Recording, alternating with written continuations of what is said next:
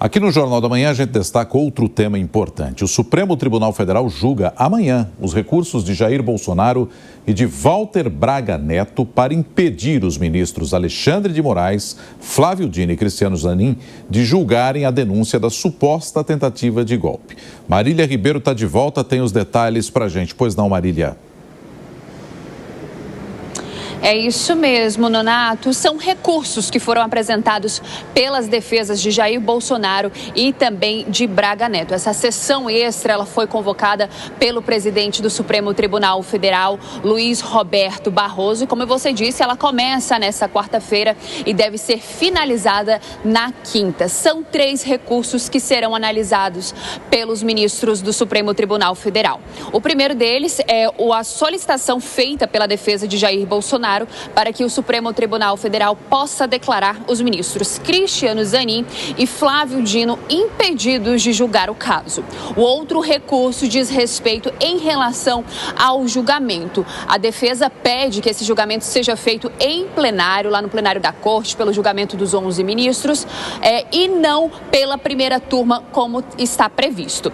O último recurso é um pedido da defesa de Braga Neto para que o ministro Alexandre de Moraes, que é o relator deste caso, seja considerado suspeito para julgar a denúncia, porque ele seria um dos alvos dessa trama golpista. É importante a gente dizer que esses 3 pedidos eles já foram negados pelo presidente da Corte, Luiz Roberto Barroso, mas as defesas de Braga Neto e de Jair Bolsonaro acabaram recorrendo. Eles recorreram lá na Procuradoria-Geral da República. Esse recurso foi enviado e a PGR apontou que as solicitações são improcedentes.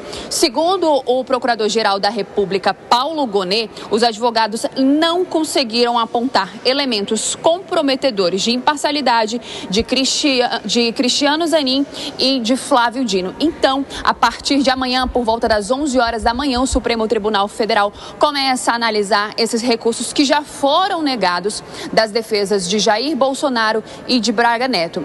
A finalização dessa análise deve ocorrer às 23h59 de quinta-feira, Nonato. Marília Ribeiro, direto de Brasília, muito obrigado, Marília, pela sua informação. A gente volta a conversar com a nossa comentarista Deise Ciocari. Deise, eu confesso a você que achei que isso já estava, entre aspas, pacificado, né? Porque há um questionamento das defesas sobre esses 3 nomes de ministros já faz algum tempo.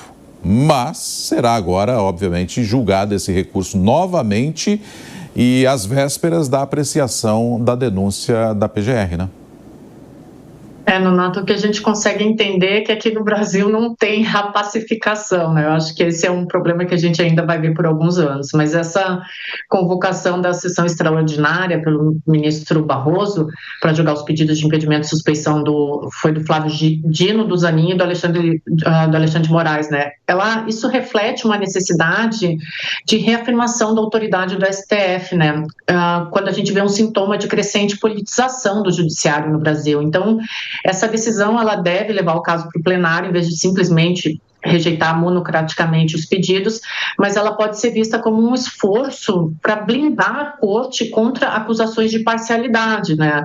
Porque a gente tem visto muito isso nos últimos anos, mas também ela levanta alguns questionamentos sobre o papel do tribunal nessa dinâmica da política atual. Então, um dos argumentos da oposição para o afastamento do Dino e do Zanin é a nomeação pelo presidente Lula, né? O que, segundo essa lógica, comprometeria a imparcialidade, né? Agora, juridicamente, a gente entende que isso é uma tese frágil do ponto de vista jurídico, né? Então, por quê? Porque os ministros do STF, eles são tradicionalmente indicados pelo chefe do executivo.